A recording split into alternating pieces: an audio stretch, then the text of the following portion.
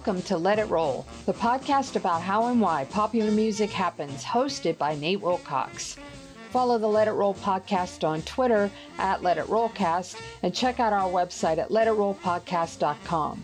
Let It Roll is a Pantheon podcast, and you can listen to more great podcasts at www.pantheonpodcasts.com. Nate uses AKG microphones and headphones. Today, Nate returns with his cohorts Eugene S. Robinson, lead singer of the art punk band Oxbow, and veteran entertainment attorney Alexi Auld to continue their discussion of Netflix's hip-hop evolution. This week, they look at Notorious Big's life after death and the dreaded Jiggy era. Pop in those earbuds and enjoy.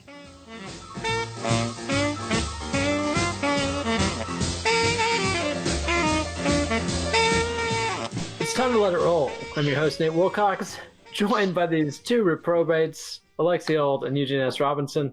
We're continuing our discussion of hip-hop evolution on Netflix. This time we're talking Season 3, Episode 2, Life After Death, which focuses on the Notorious Big and his empire with the Junior Mafia, Lil' Kim, Puff Daddy, Jay-Z, and the Jiggy era.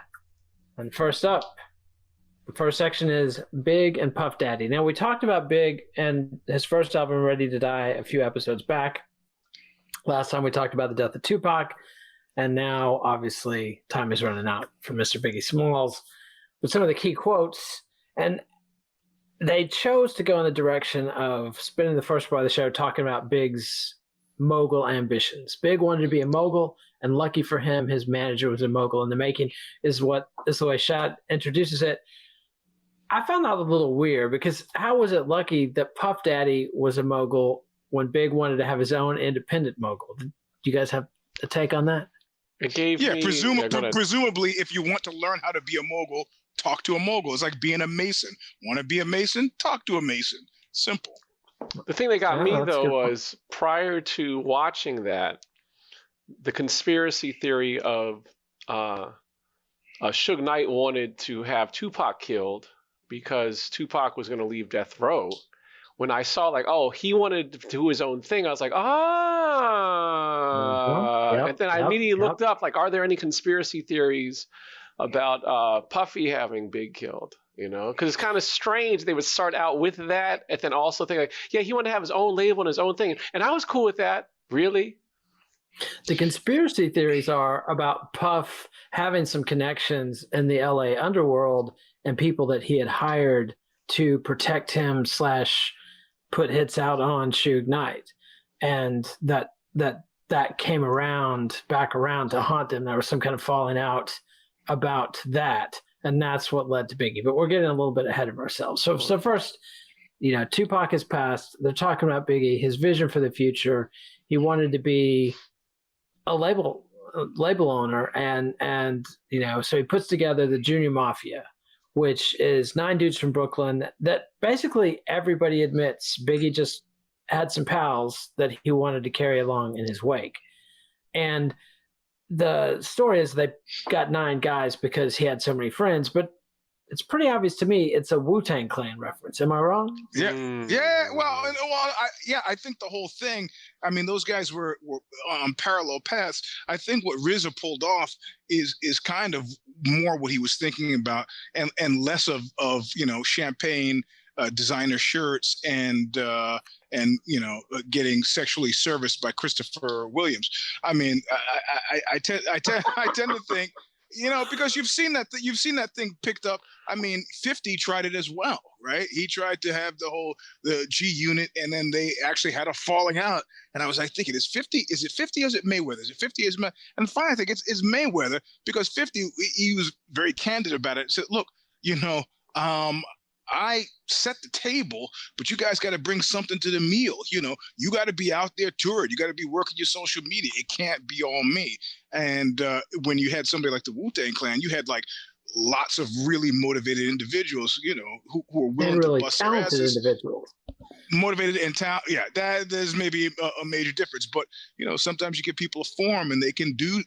It's interesting to see if you take these secondary or tertiary crews, how much real talent was there and how much was just trying to do a solid to dudes back home, But I think the template is the Wu-Tang template, and I don't think it was drawn from Diddy. I don't think, maybe we'd have seen him gone into fashion, but that whole rock-aware thing, that just didn't seem to be part of what he was thinking about when he pulled all those people in. He was a fashion horse himself in his own way, but I don't think that's what he was thinking about.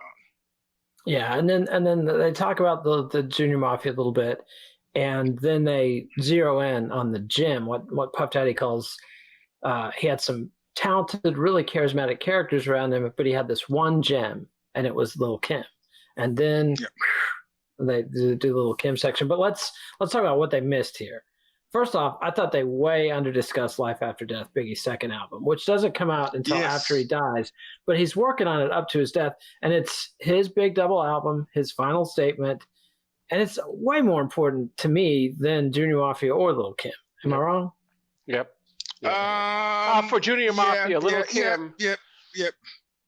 We'll talk about Lil' Kim. No, you're right. So it is bigger, right? Because it did blow up and did extremely well, and has 10 crack commandments and so many things on there. More money, more problems. Right. So yes. So yes. Mm-hmm. So definitely Junior Mafia, just not even the same orbit as either Lil' Kim or Life After Big. Death. But the one thing in defense of Junior Mafia, which I went back and listened to this week, is it has Big on a number of songs, like Player's Anthem, that I think is really catchy, and it's decent. I've heard worse albums from that era. And they never, there's always Big or Kim or other guests on the track. So it's never the Junior Mafia guys having to carry a whole song in there. Well, they couldn't. They couldn't really, right? That's the thing. That's the thing. It's like the old joke about the rock band Black Oak, Arkansas, that they had 3 guitarists who collectively didn't add up to one good one. Damn. And, you got 9 MCs that. And well, then Kim, also, who do you? Lloyd Banks is the only one from G Unit that I remember. I guess there were other guys there. I don't remember them, So yeah, it's easy to forget side guys, but people that they did forget. Harlem World. I remember Mace. That's about it, right? Yeah, and Little Kim, but so.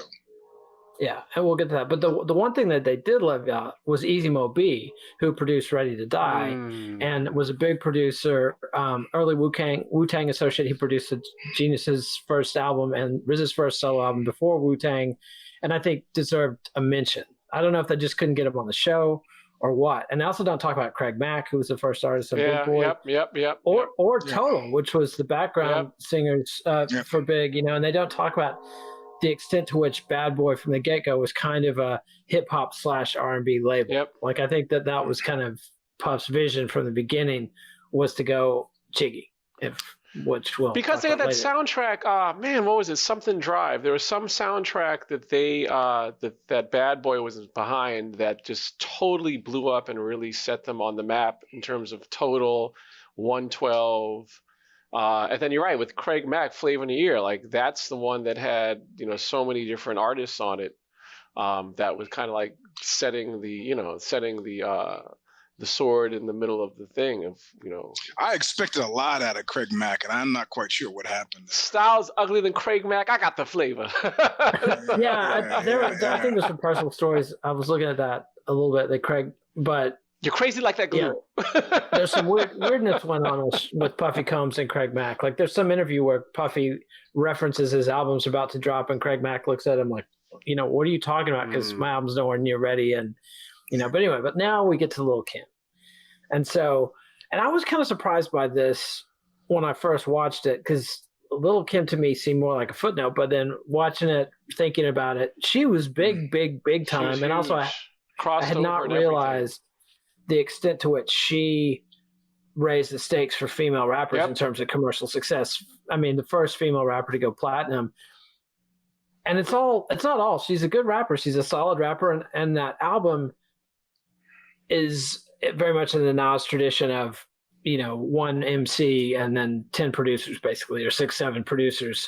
So it doesn't have a unified sound, but it's much better than the stuff that's going to be coming out of Bad Boy in just a couple of years. But the thing that they And they do talk up her sexuality, and they have. No, because that was a shocker. That was the thing. The funny thing is, listening to it again today, right, for the first time since, in decades. I remember in New York, my friend's Jeep, he played it.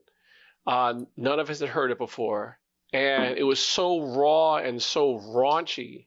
This guy that we were in the car with, this Harvard guy, bougie guy, who never cursed or used the Lord's name in vain, just went off. He's like, this is why when your daughter is like a whore on a strip pole and he was just going crazy because the hypersexualization of women on the album and in rap music, he just lost his shit. And a lot of people, some of those the lines in those songs were anthems for a lot of women back in the day. I used to be scared of the dick. So it's like going from first class to coach. Yeah. So she really she just really hit just this, I can't say the zeitgeist, but just really just. I think it was the zeitgeist. It was very much that Gen X 90s. But also I connected to Millie Jackson too. I mean, that's in the piece tradition for Jackson, sure. I think I connected them very directly. Yeah.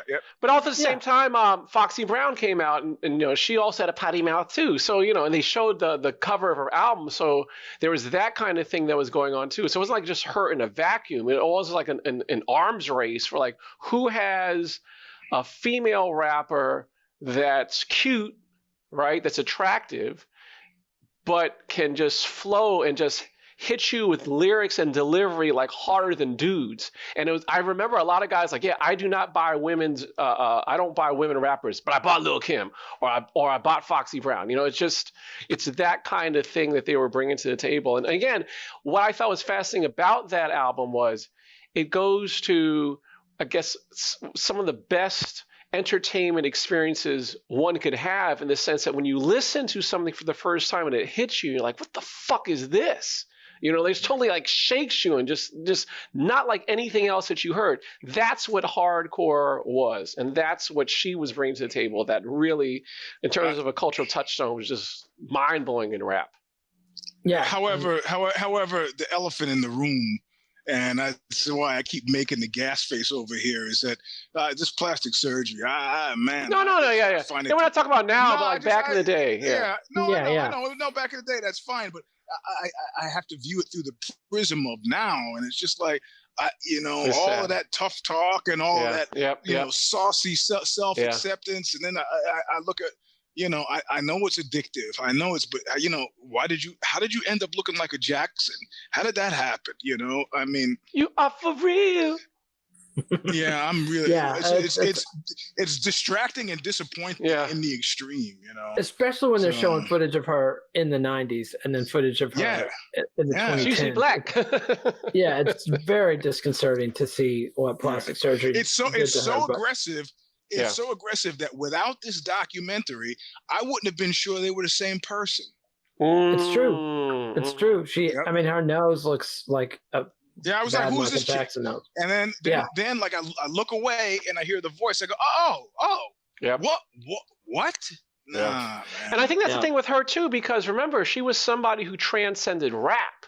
So she was somebody that was seen as a fashion icon, and a lot of mainstream fashion designers just loved Lil' Kim and loved her style and what she was bringing to the table in terms of her attitude.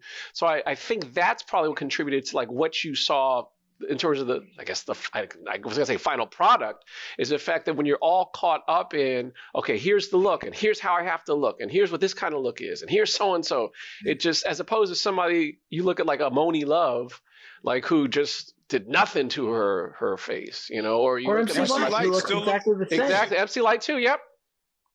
It looks great, but the one thing they left out, the big thing there are two things I think they left out of the section, and the biggest one to me is Big's role in sexualizing Lil' Kim, because I was watching another documentary that was just on Big, and everybody there was Kim was super hardcore and she's doing gangster rap, and Big was like, girl, you gotta sex it up, you can't just be doing gangbang stuff. And then in this they all paint it as Kim pushing that and Biggie being kind of like, oh. No, you mean like the wrong gangbang stuff. Exactly. The ones with guns.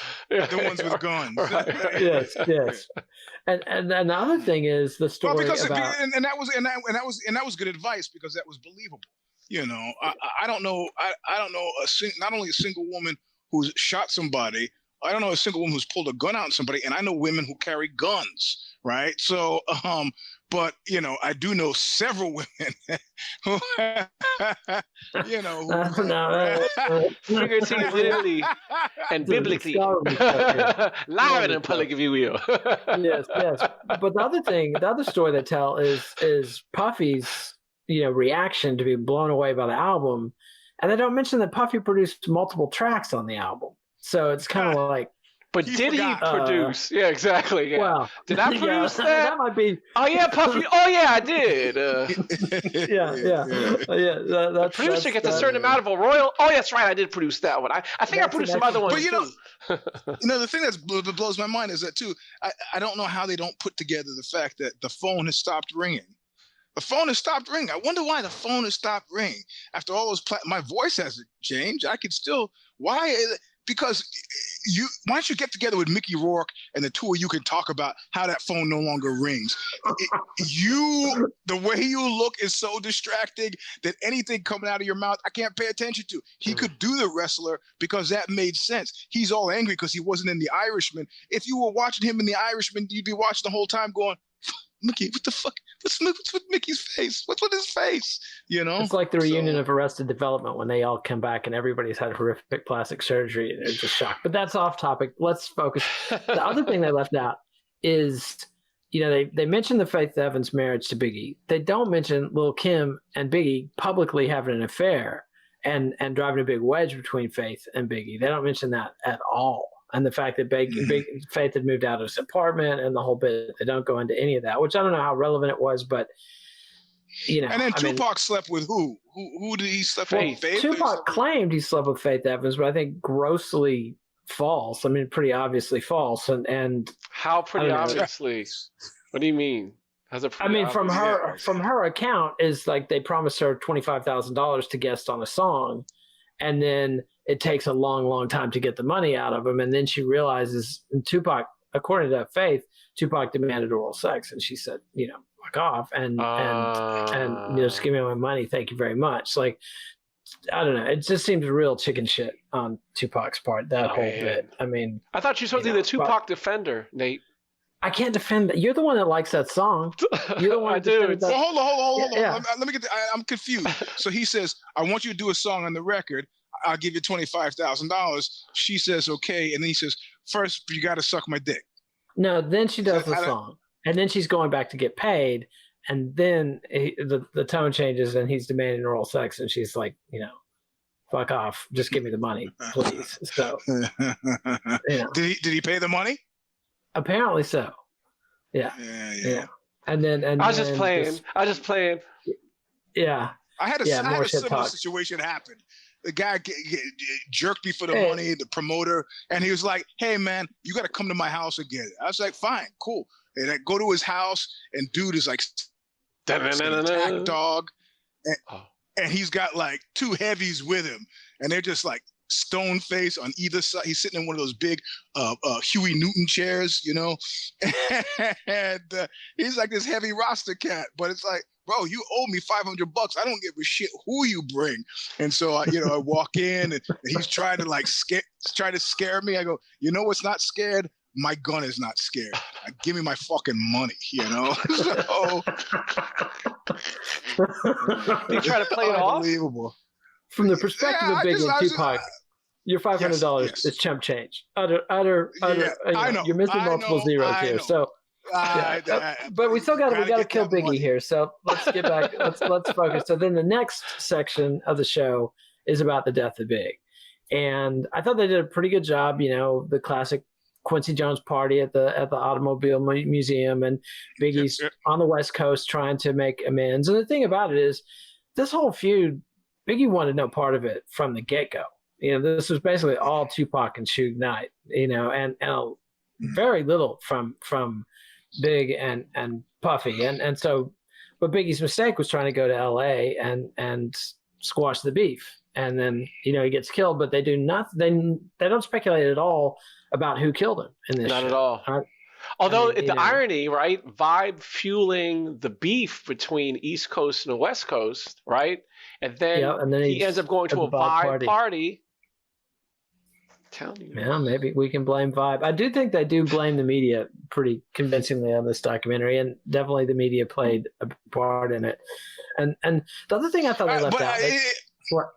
Go ahead. Just, I mean, for me, what that was about was a New York guy's fundamental misunderstanding of LA, of the West Coast. And as a New York guy myself, I could completely understand it, because people took me to bad neighborhoods in Carson and Compton, in San Francisco, and I was like, what?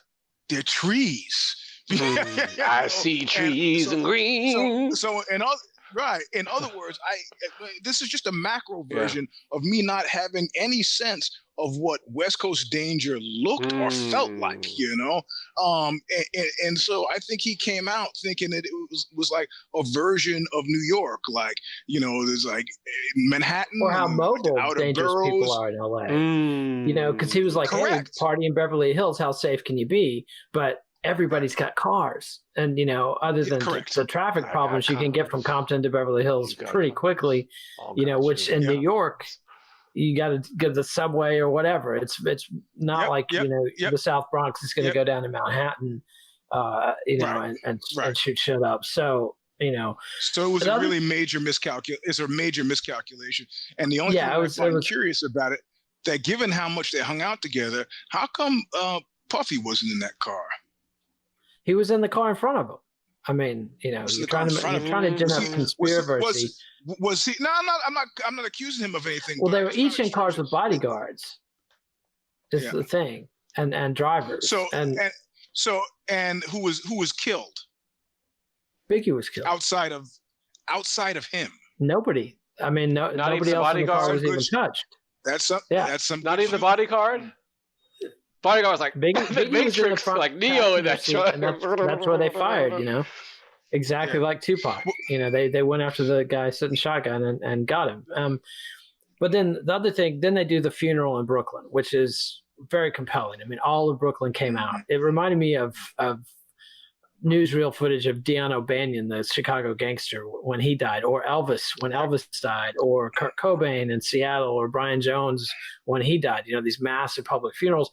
And that was one thing that I thought they could have compared him to somebody like Elvis or Brian Jones, like these rock stars, because that's how big he was. And they get across the idea that Brooklyn loved him, but they didn't really, to me. And they got across the idea that his mother finally gets it. Oh, my son was the star, and this is, has this emotional impact. But I really think that they should have hammered home just how big Biggie was. I mean, this guy was a massive, massive, massive star, and so was Tupac.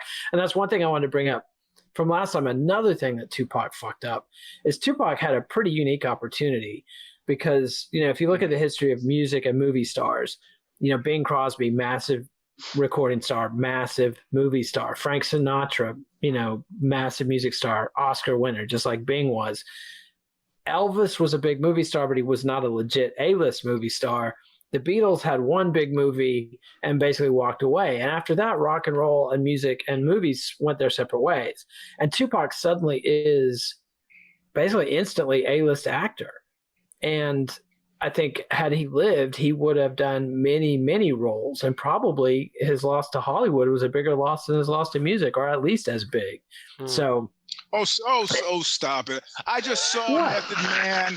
I saw Method Man in Soul Plane, and that was up there with Olivier. Come on, Method Man was great in The Wire. Have you seen Soul Plane? I'll have to catch up on Soul Plane. But I mean, there's a whole generation of rappers who did great. I had great Hollywood careers: Ice-T, Ice Cube, et cetera, et cetera. Who is the best one? I'll tell you right now, and you're not going to get it. The best rapper actor. The best rapping actor. Correct. Is, you tell me? Mos Def. Yeah. No. I'm not knowing you. I'm just saying that was something that was even when he was blowing up, people were like, well, why is he rapping when he's a movie? You know what I mean? Like totally. And he was a mainstream actor and kind of an underground rapper, but we'll get to Mos Def in a couple episodes. Yeah. Anyway, I just thought, because watching that Brooklyn funeral, it reminded me of Elvis at Graceland when Elvis died. You know, I mean, this was a big deal, and they do get that across. But I really think they could have compared it to some of these white rock stars and hammer that home. But that was about it. I mean, otherwise, I felt like they covered this stuff as well as they had to. But I like the episodes when they're able to talk about like a small scene, the regional scenes, the way they cover the regional scenes, Miami, Houston, or we're going to go to Memphis and New Orleans later on in the series, is way more interesting than when they're covering these superstar celebrity stuff. And they have to talk about Tupac and Biggie. It's probably the biggest story in rap history. But to me, a show like this, it's about evolution of music.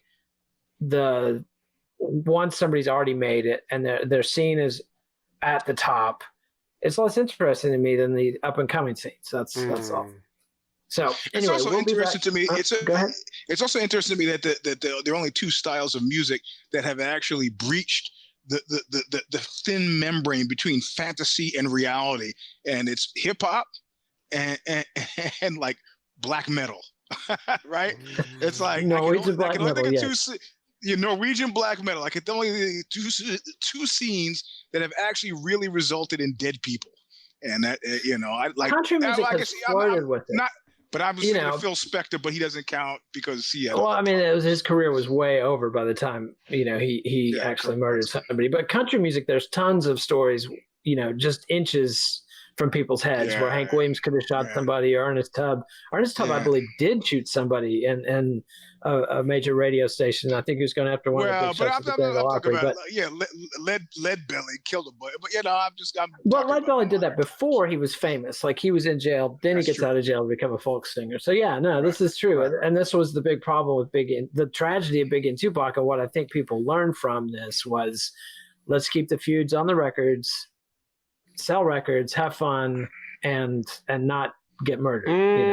Which they said let's get rid of the feuds, and that's what killed hip hop. And we're going to get into the next episode. Yeah, we'll get into that, but we'll come back and we'll go ahead. I had a problem with a guy in your city, and I had to remind him of the Tupac Biggie thing, and said we could just go our separate ways and play our little shows for our little measly few dollars, or we could go some other place with this. And the guy was like, are you serious? I go, yeah, I'm serious. We could just forget about it and move on. He goes, forgotten. I go, good.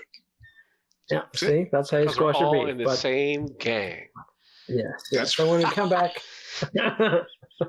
from a real life 2-week break on the show, it'll just be a short break, and we'll come back and we'll talk about what Sean Puffy Combs did after Biggie died, the emergence of Jay-Z, and the dreaded Jiggy era, which none of our hip hop snobs here approve of. All right. Don't jump the gun on that one. I might like so. Chilling in the Benz with my amigos, trying to stick a brother for his pesos. If you say so, then I'm the same chick that you wanna get with, and lick me where it's hot. Gotta hit the spot. If not, don't test the boom boom. 90-90, panani Donnie. Yeah.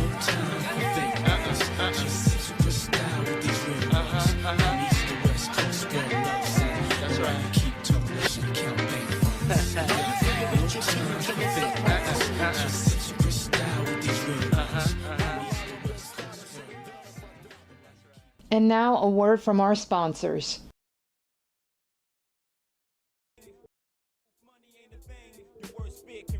Me and my fam roll tight like the firm. Getting down for life is right. You better learn why I play with fire, you burn. We get together like a choir to acquire what we desire. We do dirt like worms, produce G's like sperm, to legs spread like germs. I got extensive hoes with expensive clothes, and I sip fine wines and spit vintage flows. But y'all know,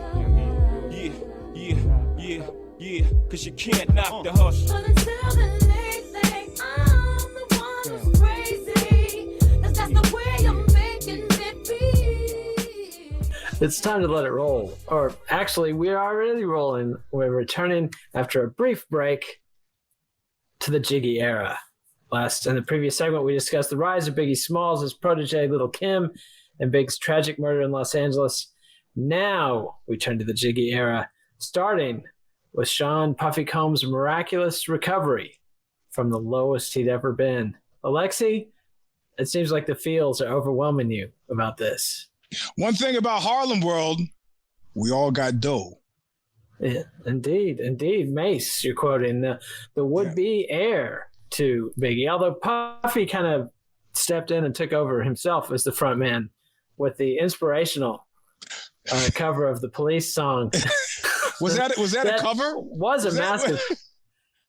It was. If it's a whatever note for note, was a melange.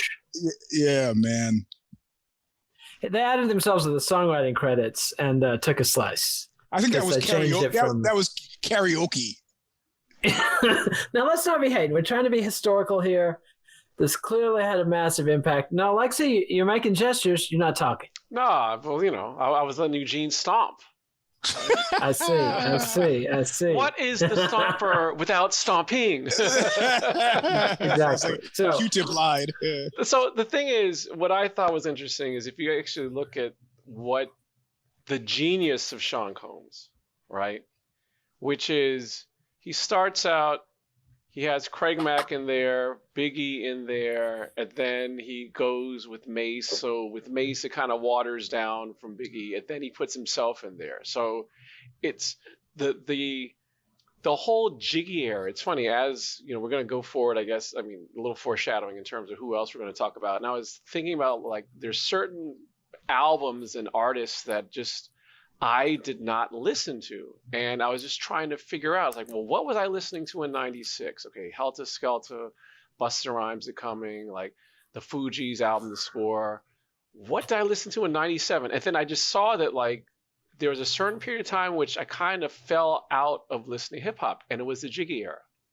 That's when that killed hip hop for me. I was in New York at the time. In the radio, they were playing Sean Combs all the time, so much so that a friend of mine said, but I don't know what they want from me. It's like the more Puffy I hear about, the more bullshit I see.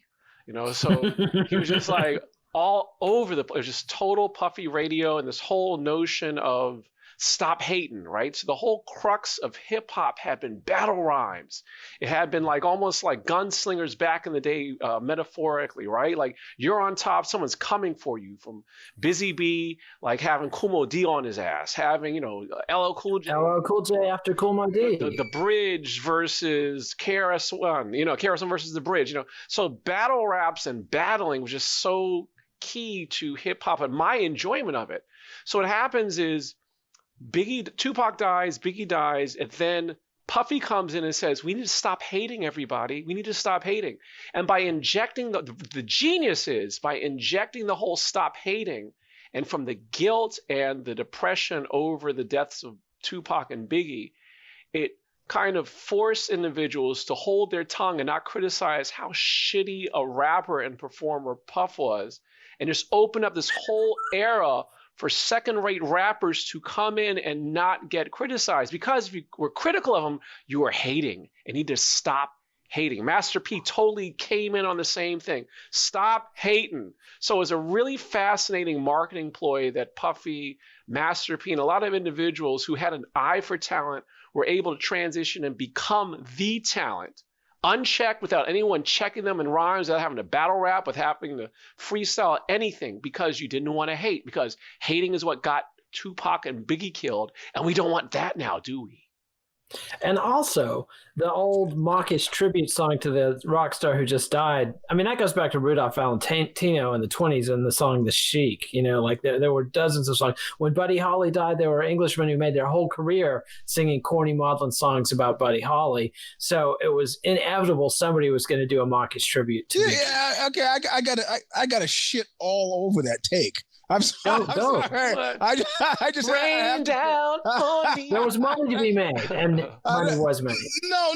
Yeah, that's the cynical tact you would expect me. Look, but you're almost there. The marketplace. Look, I did a show at the Omni in Oakland, and I had never seen bad hip hop before then, right? Like I thought Run DMC were kind of boring on stage. I thought De La Soul were kind of boring on stage, but it wasn't bad. And then we played this show, and they decided to do it, have it be like a Lollapalooza deal with all these different types of music. And for the first time in my life, I saw a bad hip hop group. There's a band from Oakland, and I was like, these guys are going nowhere. I don't even know why they're here tonight. Don't they know they're shitty? But, ultimately what happened is the marketplace does what the marketplace does. And they were forced to realize at some subsequent point that they were shitty. So yeah, a lot of stuff got through in the immediate aftermath, but that was a welcome adjustment. I'm going to have to go with the kind of, it was the zeitgeist, but the zeitgeist. I was working at Code Magazine in the late 90s, right? And going to DC when Clinton was president, going to DC, and Kwame who's the guy? Yeah, and Fume was the head of NAACP, and there were always kind of black DC events as well as kind of he wasn't the representative from Baltimore at that point, Congressional Black Caucus. That's totally relevant. Yeah. So whoever he was. The point is there was this kind of sense of this great ascendancy. And, to a certain degree, I'm going to have to say that Puffy was the cheerleader for this. What is it they call that?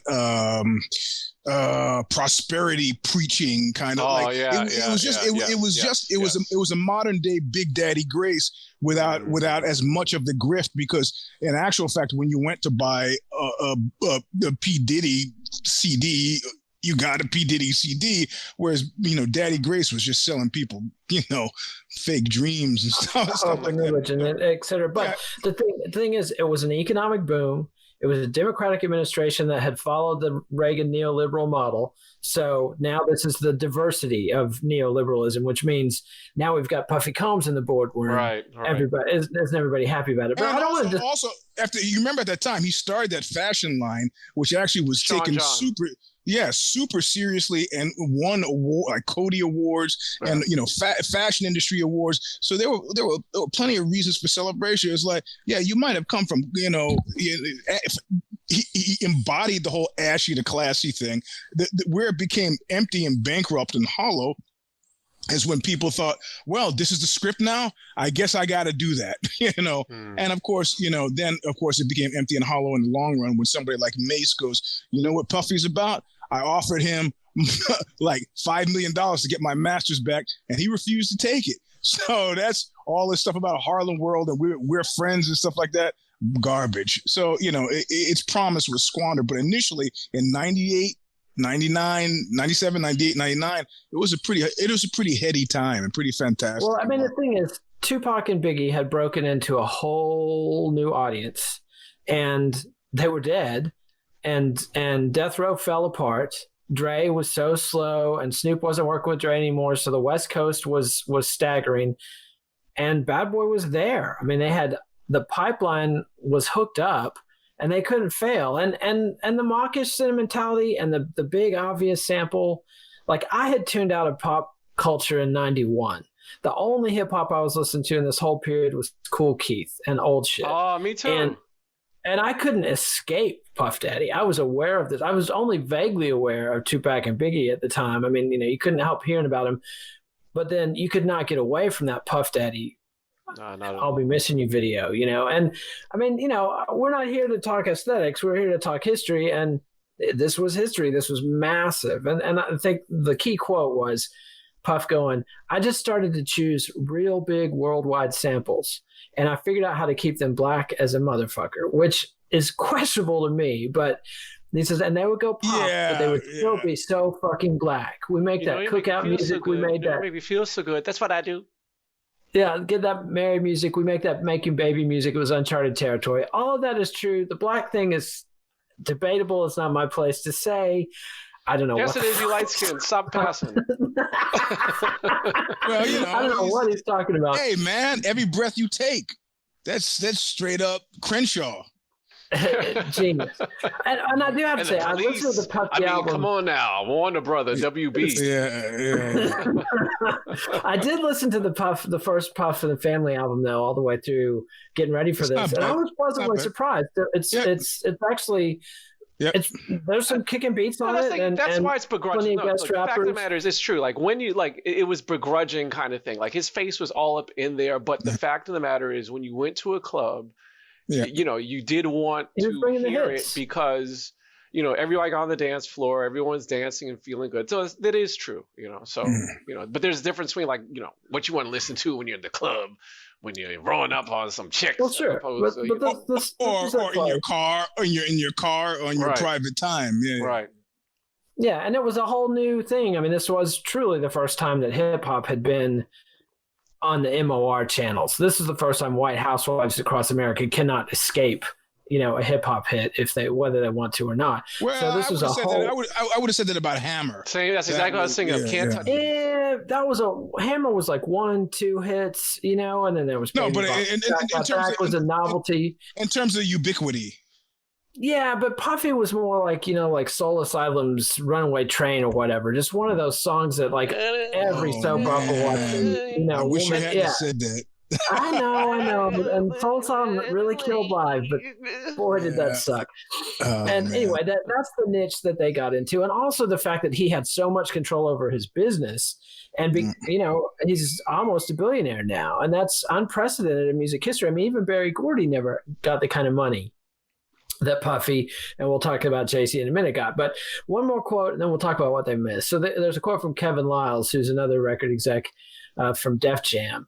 And he said, in 97, Bad Boy had a moment in time you had to be in awe. These guys, they didn't treat themselves like rappers. They treated themselves like rock stars. And that's what allowed them to have fans of all colors. It was necessary for the evolution of hip hop, and it gave our culture a breath of fresh air. And it really was, to me, grabbing the mantle that Michael Jackson had seized. I mean, Michael Jackson's the first Black superstar where he's the superstar of the era. And then Prince comes right on his heels. It wasn't, in the 60s, there was always there's the biggest Black guy, and then there's the Elvis, there's Ray Charles, and then there's Elvis just on the next level. Michael broke that barrier down, and Puffy, just because of the tragedy of Biggie, I mean, that was Biggie's throne, it would have been a whole different world had Biggie lived. And he did put out another album that was so much better than the posthumous album Tupac put out. But anyway, here's some things they missed.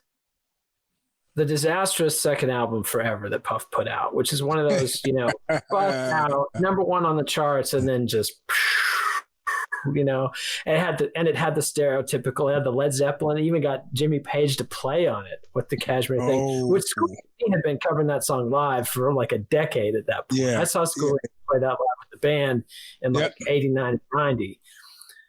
They leave out all the R&B groups. 112, I think, went double platinum for Bad Boy in this era. That's a good song. 112. They leave out the Locks. Which was the only hardcore group on Bad Boy, who then also had a massive dispute. I think they had a 3-year layoff because they were in contract disputes with Puffy because he wanted 50% of their publishing, or he had 50% of their publishing and wouldn't give it back. And then who could we forget? Fuzzbubble. Bubble. Anybody remember Fuzzbubble? Bubble? This was that's a great gig. Bad Boys rock band. Really? I don't remember. Yeah, Google it. Check out the remix of It's All About the Benjamins. That's the rock remix. Right. They were on All About the Benjamins. Yes. Yeah, and he got him in 2 or 3 other soundtracks, but lost interest before they put out an album. They later put out an album that's sort of. See, it's his losing interest that made me, the 2 times I've had a chance to work with him, that made me soft walk it, because I just didn't. It's just too much of that stuff. He's just one of those guys. Like, I got it. We'll do this and we'll do that, and then the next day he's losing interest. It's like, man, I can't. I got a thing. I got a life. I got family. I got kids. I can't rush off to New York to do the Vibe magazine or your hip hop imprint where novels once a month with a hip hop theme. Nah, I can't. And none of that stuff subsequently ended up. Vibe magazine happened, but it just didn't really. Yeah, and that's kind of what happened to the whole empire. They have a big year outside of clothing, which is still going. Yeah, and he's kept the money going, and he's he's kept the money going. And the other thing they didn't mention was all the name changes, because he goes from Puff Daddy to Puffy to P Diddy, then just Diddy, and then briefly he was Diddy Dirty Money. I didn't remember that era, but so they band too. Remember, he had cultural resonance to that too. I want a cheesecake from Junior's. Well, go across the bridge and get it right now. To become one of those people that's just a celebrity for being a celebrity, basically, at this point. Like in 2020, I don't think anybody even remembers that he was a rapper. He's just a famous rich guy, you know. And then speaking of famous rich guys, how do famous rich guys stay rich, right? Owning assets. Was it Chris Rock that had the whole thing about rich versus wealthy or whatever? Sean Combs crossed the line into wealthy by keeping 50% of people's publishing, stuff like that, you know. But then they segue into Jay-Z. Well, we should mention the Hitman, because they talk about his whole strategy. He put together a team of producers, ensconced them on an island. He didn't get anybody that was hot. He got mostly people that were hungry, I guess. And it worked. They put some hits together. I mean, it was a pretty shrewd strategy. He didn't have to deal with superstar producers, or people who wanted to be artists. He just got people that were hungry and talented enough, put them in competition with each other. And, it worked for a while. Shine was out there, had a couple hits. And, and the big Born Again album is also excellent. And they should have mentioned that, I think, a little bit more. But then we segue to Jay-Z, and they set it up basically by saying, Puffy claimed the commercial throne, but the King of New York title was unclaimed. Like, they're not even going to pretend that Puffy is a contender for the best rapper in New York. And then they just say basically, and Jay-Z was the guy. And I got to jump to what they left out. It's like, what about DMX? Like, the dude had 4 number 1 albums, the only guy in history to have 4 albums that debut at number 1. Then we're going to have to go regional on this. It's from Jersey. Sorry, Alexi. Okay, all right. I forgot Long Island loyalty there. But get out of here. I'm just telling you, it's Jersey, right? I'm from Brooklyn. I thought he was from Yonkers. DMX? You sure? Well, I mean, I keep waiting for them to do DOS Effects. What happened to DOS Effects? Yeah, no, sure. Bump, stickity bump, stickity bump. Yeah. I mean, there's lots of stuff they left out, but they anoint Jay-Z the King of New York. And Reasonable Doubt, his first album, has held up well. It's well regarded.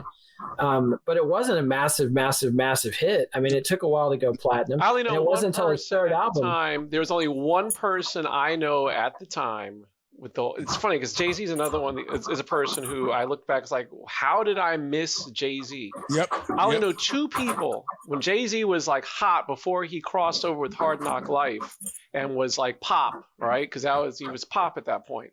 The only people I knew that were rocking Jay-Z at that point was one guy who was from California who said, "Oh, check out this Jay-Z thing. People say he's hot, whatever."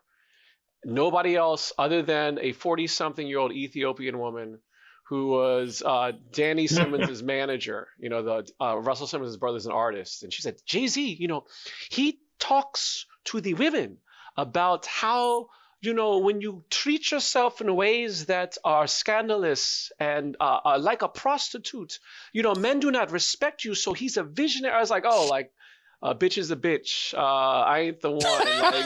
Like Jay-Z. There's never been any rap artist ever like talking about hoes and skanks before. Then, okay, I get it. So, and again, it's not to put down Jay-Z. I don't know if it was so the whole King of New York dynamic. Again, it might have been an age thing. I started working in a law firm at that point. The places I was going to were a little more. Than when I was in law school, but it totally missed that period. Yep. Being in New York, totally missed that period. No, I felt about Jay-Z that he was kind of a jive pretender. I just wasn't the whole mafioso thing. I just wasn't buying it. And then the guy, was it Hawaiian Sophie for you? Was it? Well, no, because he was in Hawaiian Sophie, and to me, every time I saw him, it's like Jay-Z is like that was that dude from Hawaiian Sophie, right? Like with the. Aloha. So now he's a gangster. Right. Was he dealing drugs back when he was wearing the Hawaiian shirt? with the Hawaiian Sophie and MTV? The guy who, the person who it was Cedric Ceballos. Yes. Used to play basketball for the Detroit Pistons or whoever. I don't know. I'm not a basketball guy. So he handed me the CD and said, "Listen to this," and I was like, it was Reasonable Doubt, and I was just like, the big cigar. I just it's play act. It's like a movie stuff, but that's what it was. It was a movie, and that's totally valid. I mean, he was. What got me eventually was the bedrock of this music actually was his wordplay, and then I heard. Brilliant. And then I understood that he was ghostwriting for people, and then I got really interested. So I don't have to like him as a performer, and in fact, I think he's a pretty average performer. But that he's writing, that he's penning this stuff, that's actually pretty. The dexterity. That's what sold me eventually. And they did go out of their way to show his early period when he was a protege of Big Daddy Kane, and Big Daddy Kane didn't pick him up out of the street because he knew he was going to be famous 10 years later. Like, he was like, this kid is talented. And you see the raps he was doing, he was kind of like, the rap equivalent of one of those kids with a 7-string bass that's double tapping. He was over the top with the technique, like to the point where it wasn't that. And he had later this day. I've tried to listen to him, and in terms of contemporaries and everything, I prefer his adult contemporary music. But that's irrelevant. That's not, what we're. I mean, it's relevant to my taste. Well, then musically, I started taking him seriously when, of course, he got together with that guy, one of those other guys who I said would never ever make it, Rick Rubin. So. Well, that was much later. I got onto him when Danger Mouse did the Grey album, where he combined the Black album with the Beatles' White album, and I was interested in that whole. Hold on. Was it much later? That was 2004. Yeah, this is much later. Yeah. But then I went back and 2004 it was a long time ago to me. Yeah, it's a long time ago, but it's also several years ahead of what we're talking about now.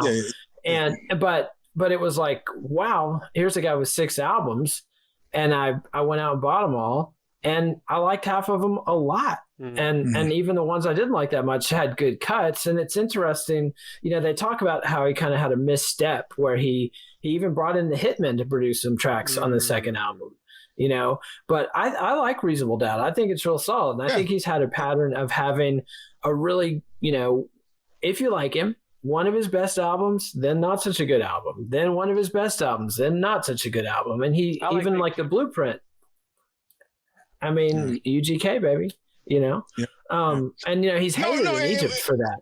And why? Because he sampled one of their famous, master musicians, Kulthum, and it's a very, very puritanical society. So they basically, he basically took like the musical Mother Teresa of Egypt and wrote a song about pimping her, and people really do not care for that. But that's but all. She had already been sampled by.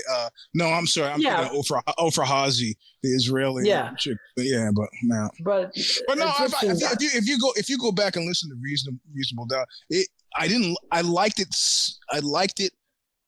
on secondary consideration more than I liked it on the initial listen. So maybe maybe if I have a chance and nothing else to do. Yeah. And a lot of patience. Nate's dying. Sorry. Maybe get him off the screen and we'll finish the show without him.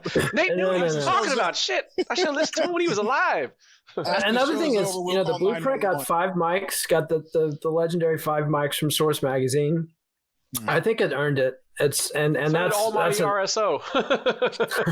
Well, no critics flawless, but now let's cover some of the things they missed. Again, DMX.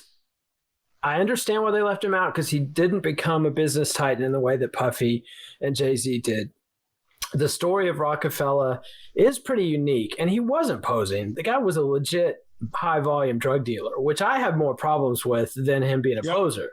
Like, it's pretty icky, especially when he was in the whole down at the Obama White House all the time. I mean, that was like the Kennedys and the gangsters, basically. Like, that's why my mother hates him to this day. She won't Yeah, and I mean, I don't let that interfere with my enjoyment of his music. But like I say, I listen to Spade Cooley and Jerry Lee Lewis, so I do not. I listen to Norwegian black metal, and like they're Satanist Nazis who mean it and kill people. Was it true that Michelle did not have Beyonce on the list for the inauguration because she was fearful that she was a little too?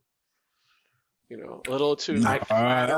can't comment. I can't comment. But let's you hear that one? There's quite a bit they left out, and so I want to hit some of these. Okay. They leave out Will Smith, and they left him out in his heyday, and they leave the guy had getting jiggy with it. I mean, you're going to talk about the jiggy era, and you're not even going to talk about the signature song title of the hit. The other thing they leave out is Jaz-O. They talk about him as an early mentor of Jay-Z. They don't mention that he's hip deep in producing the first two albums. He's produced I think 7 tracks on the first 2 albums. They just pretend like he's some guy Jay-Z knew early on and then later on left. But this is a guy who was heavily involved in the launch of Rockefeller. And he wouldn't sign with Rockefeller because he didn't trust Dan Cash.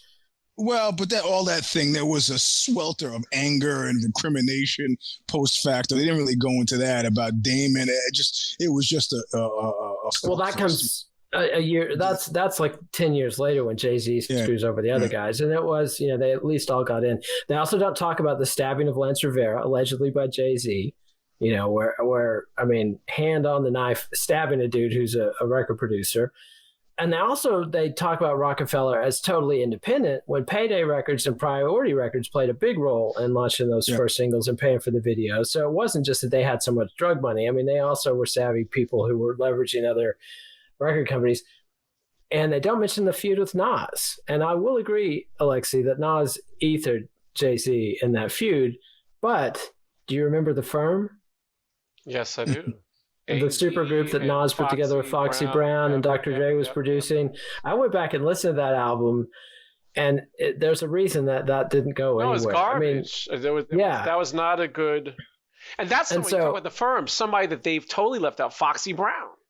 They just showed her album, but Foxy Brown was huge. Yep. And but I mean, I understand what they're doing, and I think they're doing the narrative, but I just throw that out. And the other thing they didn't talk about was the patronage of a new wave of producers on Hard Knock Life. Timbaland, some of his first big stuff, Swizz Beatz, and Jermaine Dupri, the Crisscross guy, comes in and produced some tracks on that. So, and they leave out the Hard Knock Life tour, Mac Daddy, and the Hard Knock Life tour, which featured DMX and also Method Man and who's the guy who's partnering with for a while? Redman? Redman. Yeah, Redman. Yep. Yeah.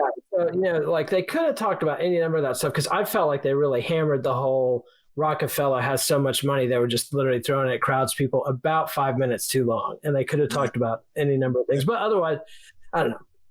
I felt it was a pretty good episode. Any final thoughts, fellas? No. Alexi doesn't like the jiggy era. He's just... No, it's really bad because I'm looking back. I mean, I was straight up you see, in the sense that the way that when Common talked about I used to love her, right? Talking about how gangster rap kind of destroyed hip hop, right? Which caused that feud between him and Ice Cube. But it was just really weird because this was the first episode that featured a person. I mean, they had other ones where E40 I was aware of and all, and I didn't listen to his stuff and whatever, and I different reasons for that. But it was just very odd to say hey, there's this huge vacuum, and I literally had to go and see what was released that year, 96, 97, and straight up, it's after Puffy blowing up and all that kind of stuff. As much as I enjoyed in clubs hearing his music.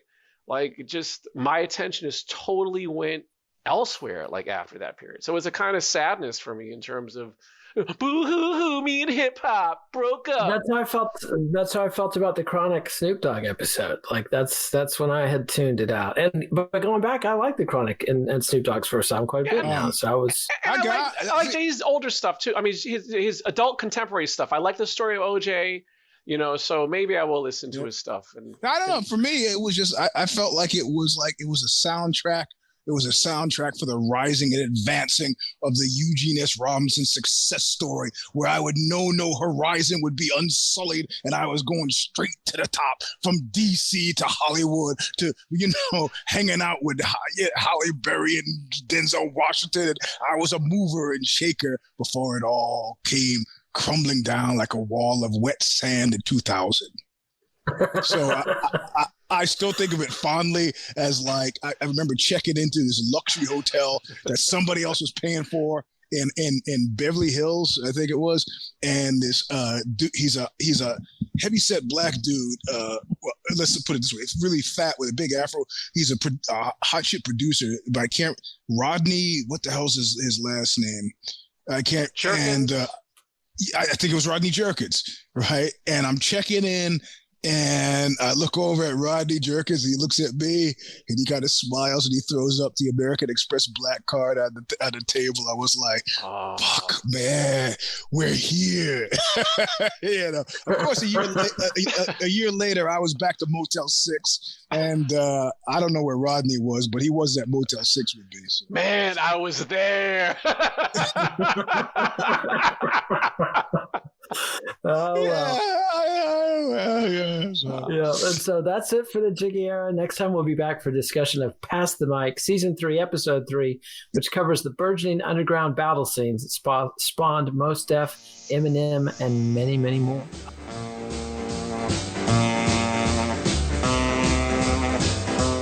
Follow the Let It Roll podcast on Twitter at Let It Rollcast, and check out our website at letitrollpodcast.com. Next week, Nate will return with Eugene S. Robinson and Alexi Auld to continue their discussion of hip-hop evolution with a discussion of Season 3, Episode 3, Pass the Mic, which features Mos Def and Eminem. Let It Roll is a Pantheon podcast, and you can listen to more great podcasts at www.pantheonpodcasts.com. Let It Roll is dedicated to the memory of Ed Ward, Russell Thomas, and Danny Park.